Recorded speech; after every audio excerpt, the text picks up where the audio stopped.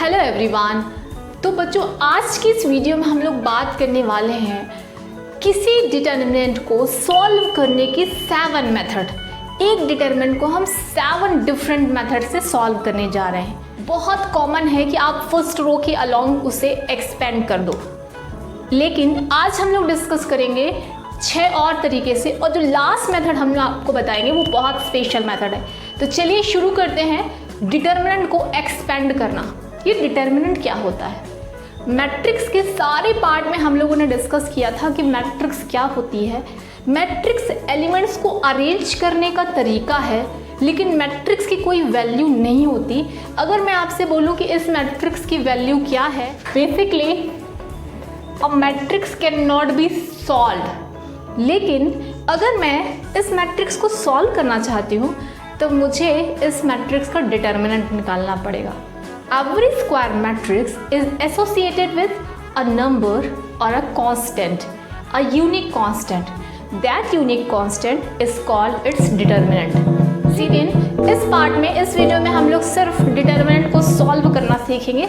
उसके बारे में डिटेल में अगले वीडियो में दूंगी। तो मान लीजिए ये है एक मैट्रिक्स। अब मुझे इसे डिटर्मिनेंट में बदलना, इसकी वैल्यू निकालना है। तो हमें सिर्फ इतना करना है कि इसे लिख देना है दिस, और ये साइन लगा देना, this is determinant of the given matrix. But हम लोग यहाँ पढ़ने जा रहे हैं कि इसे कितने तरीके से सॉल्व किया जा सकता है। फर्स्ट मेथड की तरफ बढ़ते हैं, जो सबसे पॉपुलर है, एक्सपेंडिंग अलोंग R1। अच्छा, डिटर्मिनेंट निकाला जा सकता है सिर्फ स्क्वायर मैट्रिक्स का। तो ये है एक स्क्वायर मैट्रिक्स, ये थी एक स्क्वायर मैट्रिक्स। इसकी वैल्यू निकालने के लिए हमने इसे डिटर्मिनेंट में बदला।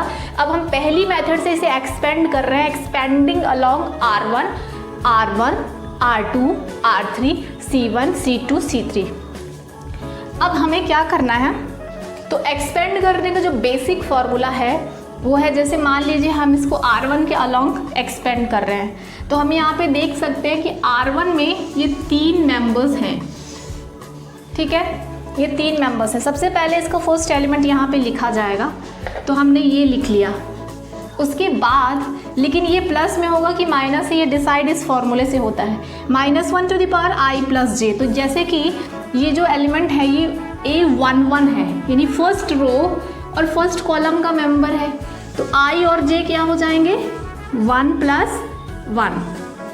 मतलब मैं यहाँ पे फॉर्मूला बता रही हूँ कि ये प्लस या माइनस कैसे डिसाइड होता है। तो पहले ये एलिमेंट लिखना है। देखिए, मेथड के अकॉर्डिंग पहले ये एलिमेंट लिखेंगे, लेकिन ये एलिमेंट प्लस क्यों हुआ? क्योंकि इसका फॉर्मूला है -1 to the power i + j। i मतलब किस रो को बिलोंग करता है वो एलिमेंट, और किस कॉलम को बिलोंग करता है। ठीक है, तो ये फर्स्ट रो और फर्स्ट कॉलम का एलिमेंट है, इसलिए 1 + 1। उसके बाद हमें क्या करना? उसके बाद जब हम 2 यहाँ लिख लेंगे, तो अब हम 2 की कॉलम और 2 के रो को पूरी तरह से छोड़ देंगे। हम इसे छोड़ देंगे अब। ठीक, हमने फर्स्ट रो के अलोंग एक्सपेंड किया, फर्स्ट रो का पहला एलिमेंट यहाँ लिख लिया है। अब फर्स्ट रो की उस एलिमेंट का रो और कॉलम बिल्कुल छोड़ देंगे। आपको कुछ दिख रहा है? आपको दिख रहे होंगे 4 एलिमेंट, 2, 3, 1, -3। लिखने के बाद आप फिर वापस जाइए इसमें। अब जो सेकेंड नंबर पे आपको एलिमेंट दिख रहा है 3, लेकिन ये +3 होगा कि -3 होगा, ये कौन डिसाइड करता है? ये डिसाइड करता है -1 की पावर i + j। और इसलिए जब आप डिटर्मिनेंट में एक्सपेंड करते तो आपको ये याद रखना है, मेन फार्मूला तो मैंने बता दिया, लेकिन जब हम जल्दी जल्दी करते हैं कोई चीज़ तो हमें इतना टाइम नहीं रहता कि हम ऐसे -1 to the power ये करें। तो आपको ये याद रखना है कि जिनमें मैंने सर्कल किया है ये बस एलिमेंट की जब मल्टीप्लाई होगा तो उस टाइम नेगेटिव होगा। ठीक है, समझ में आ गया? फॉर्मूले से आया है प्लस माइनस। तो अब देखिए, हमने यहाँ पे सबसे पहले 2 लिखा, क्योंकि +2 होता है ये वाला जहाँ पे मैंने सर्कल नहीं किया है वो पॉजिटिव होता है। उसके बाद जैसे मैंने आपको समझाया था कि 2 लिखा और 2 की रो और कॉलम को छोड़ देना है, फिर डिटर्मिनेंट लिखना। ये 4 एलिमेंट जो दिख रहे हैं 2, 3, 1 और -3। ठीक है, अब इसको लिखने के बाद अब बारी आएगी इस 3 की, क्योंकि हम फर्स्ट रो के अलोंग जब एक्सपेंड करें, जब हम फर्स्ट रो के अलोंग एक्सपेंड करेंगे तो पहले हम ये एलिमेंट को लिखेंगे, फिर इसकी रो कॉलम को छोड़ देंगे, ये 4 एलिमेंट लिखे जाएंगे। फिर पहली रो में नेक्स्ट 3 की बारी आएगी, लेकिन ये 3 नेगेटिव होगा, क्योंकि हमने इस जगह पे देखिए सर्कल बनाया था, जिसमें इसमें सर्कल है वो नेगेटिव आएगा। रीज़न मैंने आपको बता दिया है, जब 3 लिखेंगे तो 3 की रो और 3 की कॉलम को हम छोड़ देंगे। अब आप बताइए कि आपको क्या क्या दिख रहा है। आपको दिख रहा है 1 -2 3 -3 दिख रहा है, तो यहाँ पे लिख लीजिए 1 -2 3 एंड -3, ठीक है। उसके बाद अब आप ये एलिमेंट लिखेंगे। ये एलिमेंट में सर्कल नहीं लगा, ये एलिमेंट जो है फर्स्ट रो और थर्ड कॉलम का है, तो 1 + 3 ये इवन आएगा, तो ये भी पॉजिटिव ही होता है, लेकिन ये ऑलरेडी नेगेटिव है तो ये ऐसे ही रहेगा। फिर उसके बाद आपको जब आप -2 का मल्टीप्लाई कर रहे होंगे उस समय आपको इन इसकी रो को और कॉलम को छोड़ देना होगा। अब आपको 4 एलिमेंट दिख रहे हैं, तो 1 2 -2 एंड 1। और अब देखिए 2, अब इसे मॉड सॉल्व कर लेंगे। हम सब जानते हैं कि 2/2 का मॉड कैसे सॉल्व किया जाता है। 3 2 -6 -3 -3 और ये हो जाएगा -3, इसका इससे मल्टीप्लाई -+6 -2 और ये आ जाएगा 1 और इसका इससे मल्टीप्लाई तो +4। इसे हम सॉल्व कर लेते हैं, तो ये आ जाएगा 2 × -9 -3 × 3 -2 × 1 + 4 5। फाइनली ये आ जाएगा -18 -9 -10 माइनस का 37। तो ये है इस डिटर्मिनेंट की वैल्यू जब हमने इसे पहले तरीके से एक्सपेंड किया, यानी we have expanded along R1। चलिए अब हम लोग R2 के अलोंग सेकेंड मेथड स्टार्ट करते हैं, एक्सपेंडिंग अलोंग R2 यानी कि अब हमें ये बीच वाली लाइन दिख रही है ना आपको, ये बीच वाले मिडल उसके एलिमेंट्स लेना है। तो मेथड के अकॉर्डिंग पहले 1 आएगा, लेकिन हमने 1 पे सर्कल लगाया, यानी ये नेगेटिव होता है, ठीक है। उसके बाद 1 किस रो में है और किस कॉलम में है। अब हम 1 की रो और 1 के कॉलम को जब हम छोड़ देंगे तो अब आपको ये 4 एलिमेंट दिख रहे होंगे, 3 -2 1 एंड -3 हो गया। उसके बाद तो अब सेकेंड रो का फर्स्ट एलिमेंट हो गया है। अब बारी आई किसकी, 2 की, 2 प्लस में होगा। उसके बाद 2 के रो और 2 के कॉलम को हम छोड़ देंगे। जब हम 2 लिखेंगे तो उस टाइम 2 के रो और कॉलम को छोड़ देंगे। छोड़ने के बाद आपको ये 4 एलिमेंट दिख रहे हैं, 2 -2, तो यहाँ पे लिखिए 2 -2 -2 एंड -3, ठीक है।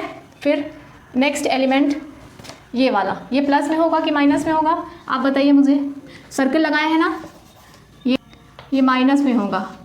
फिर इसकी रो और कॉलम को हम लोग छोड़ देंगे, 2 3 और -2 1 ये बचे हैं, ठीक है। आई थिंक समझ में आ गया है। इसे चलिए फटाफट सॉल्व कर लेते हैं इसे। तो ये आ जाएगा -1 -9 +2 +2 -6 प्लस माइनस प्लस और एक बीच में माइनस होता है, तो -4 -3 2 + 6 ये हो गया। अब ये आ जाएगा -7, तो ये हो जाएगा 7 और ये लोग हो जाएंगे -10 10 2 20 -20 और ये हो जाएगा 8 -24 और -44 यानी कि हो जाएगा -37। याद रखिए आप किसी भी मेथड से सॉल्व करें, आंसर डिटर्मिनेंट का हमेशा सेम आएगा, डिटर्मिनेंट की वैल्यू हमेशा सेम आएगी। तो चलिए अब हम लोग थर्ड मेथड की तरफ बढ़ते हैं। R3 के अलॉन्ग एक्सपेंड करना है, इसके अलॉन्ग एक्सपेंड करना है। तो ये -2 ऐसे ही रहेगा, इसमें सर्कल नहीं है क्योंकि। उसके बाद हम क्या करते हैं, इसकी -2 की रो और कॉलम को छोड़ देते हैं, इसको छोड़ देंगे तो अब क्या बचेगा, आपको ये चारों बस दिखेंगे, यू विल गेट ओनली ये। तो अब हम डिटर्मिनेंट नहीं भी लगाएं तो भी सॉल्व कर सकते हैं अपन लोग, बिना डिटर्मिनेंट लगाए भी सीधे सीधे यहीं पे मल्टीप्लाई कर, 3 3 9 माइनस और ये -4 तो ये +4 हो जाएगा, ऐसा भी अपन कर सकते हैं, ठीक है। उसके बाद अब नेक्स्ट एलिमेंट 1 है, 1 पे सर्कल यानी नेगेटिव आएगा, उसके बाद ब्रैकेट लगाइए। अब 1 के रो और 1 के कॉलम को जब छोड़ देंगे हम, ये एलिमेंट मिलेंगे 2 1 -2 3, तो 3 2 6 -2। अब उसके बाद लास्ट एलिमेंट है -3, तो ऐसे ही रहेगा क्योंकि ये पॉजिटिव होता है। उसके बाद इसकी कॉलम रो को छोड़ने के बाद 2 2 4 4 -3। अब हम इसे सॉल्व कर लेते हैं।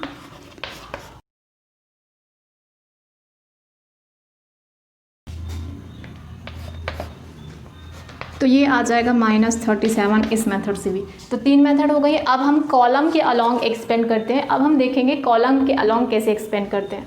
तो देखिए जो मेन इसकी प्रोसीजर है उसमें कोई चेंज नहीं आएगा, C1 के अलॉन्ग करेंगे तो। लेकिन अब हमें C1 ये है ना, इसके एलिमेंट लेते जाना है। सबसे पहले हम 2 ले लेते हैं। 2 के रो और कॉलम को छोड़ दिए तो क्या बचा, 2 3 माइनस इस, ये चारों एलिमेंट बचे। 2 का मल्टीप्लाई माइनस है तो -6 -3।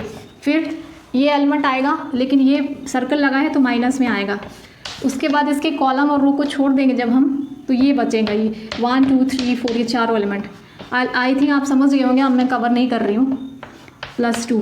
फिर उसके बाद अब ये नंबर की बारी आई। ये इसमें सर्कल नहीं लगाया, यानी कि ये ऐसे ही रहेगा, जिस साइन का है उसी साइन का बाहर आएगा। यानी पहले ये लिखेंगे, इसके रो कॉलम को छोड़ेंगे, फिर ये लिखेंगे, इसके रो कॉलम को छोड़ के सॉल्व करेंगे, फिर ये लिखेंगे, इसके रो कॉलम को छोड़ के सॉल्व करेंगे, जैसा हमने अभी डिस्कस किया वैसे ही।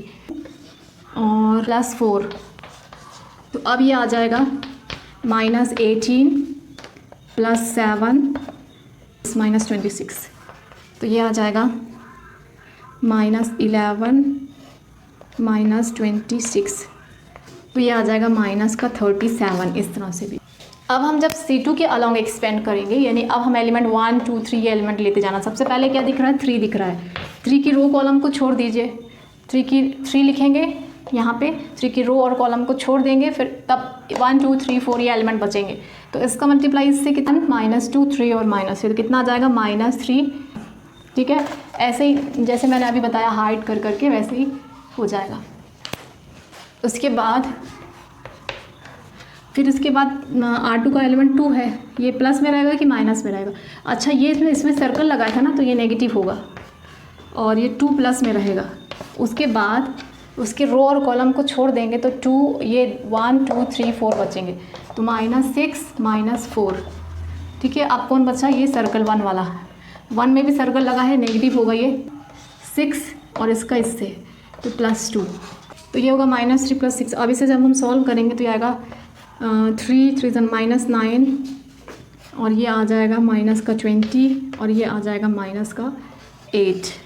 तो ये हो जाएगा -37। तो इस तरह से हम 6 मेथड तो कि 3 रोज़ और 3 कॉलम्स के अलॉन्ग एक्सपेंड कर देते। चलिए अब हम स्पेशल मेथड डिस्कस करते हैं। अब हम आते हैं वो स्पेशल मेथड में, जिसको कहा जाता है साइरस मेथड।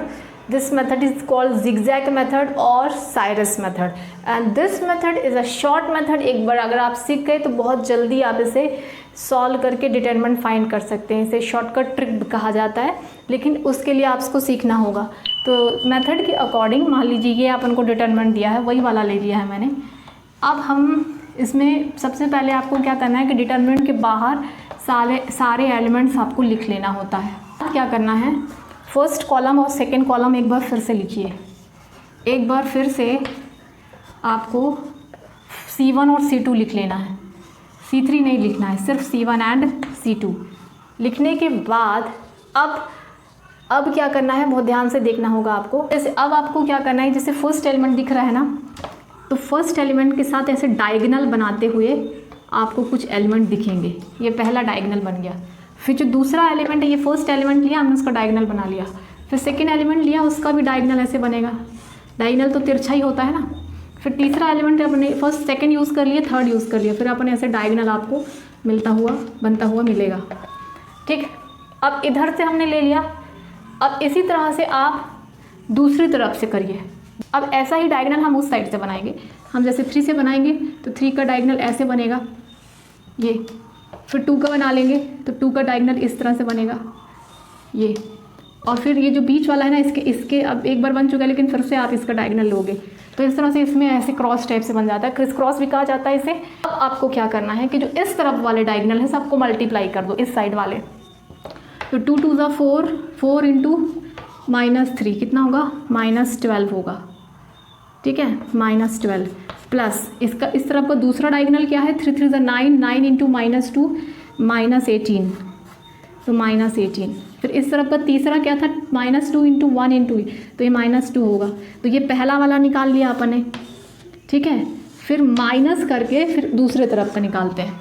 तो अब हम जब इस साइड का निकालेंगे तो कितना आ जाएगा, पहले चाहे इधर को ले लें क्योंकि ऐड तो करनी है। तो -2 इंटू ये हो जाएगा -4 2 2 ज़ा 4, 4 2 ज़ा 8, 8 प्लस फिर इसका इससे 3 2 6, 6 प्लस 1, 6 इंटू 1 6 ही होता है, फिर प्लस फिर इसका 3 3 ज़ा 9 तो -9 हो जाएगा।